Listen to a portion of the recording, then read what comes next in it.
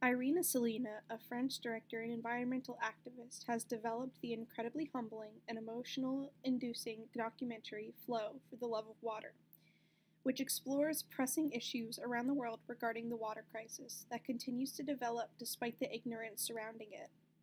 Flow has a cast full of environmental activists and is not afraid to sugarcoat the incredibly sad water issues surrounding less fortunate areas. However, there is also the element of surprise involved, which makes Flow that much more intriguing. It begs the question, is water being taken for granted, even in areas that it seems it will never stop running out of the tap? Flow was originally released in 2008 at the Sundance Film Festival, and because of its success, it made its theatrical debut in theaters across the country. A reviewer from the New York Times said, quote, Irina Salina's astonishingly wide-ranging film is less depressing than galvanizing, an informed and heartfelt examination of the tug-of-war between public health and private interests, from the dubious quality of our tap water, possibly laced with rocket fuel, to the terrifyingly unpoliced contents of bottled brands, one company pumped from the vicinity of a Superfund site. The movie ruthlessly dismantles our assumptions about water safety and government oversight. End quote. Irina Salina uses many theatrical elements throughout the film in order to get her point across. These include visual and auditory cues.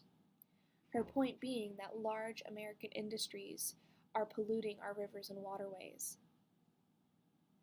This also brings to the viewer's attention that this issue is global, that people around the globe who are less fortunate and do not have water in their everyday lives are taken advantage of by these large companies. They make them pay a price for something that they need in order to survive. Visual dramatizations are often used in films in order for the viewer to better understand where the director is coming from. For example, in Flow, Salina chooses to use a restaurant setting in order to get the point across that big corporations are utilizing tap water in their bottled water. This scene showcases a couple who purchases extremely expensive water off of a so-called water menu. This water, though they say tastes great, is actually from a hose in the back of the restaurant. This uses the element of surprise on the viewer and allows them to better understand that large corporations are claiming that their water comes from somewhere when it actually doesn't. Leo Hickman is a journalist for The Guardian. He developed an article that explains what makes a good environmental film. In his opinion, a good environmental documentary involves a vast idea such as environmental issues or water crises and turns them into easy to understand messages through illustrative imagery and a good storyline.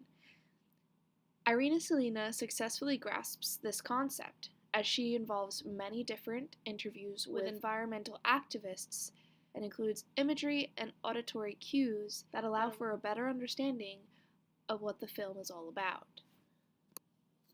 For example, auditory choices add to the emotional and sympathetic goals of Salina.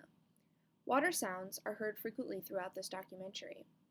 In the viewer's life, hearing water is a sign of a flourishing ecosystem. The absence of this sound in parts of the film that talk about the absence of water is very humbling. It reiterates to the viewer that even the sound of water flowing can be taken for granted.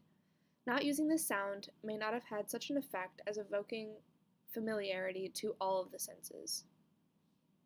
Another aspect of the film that is extremely important to its understanding is the visual effects.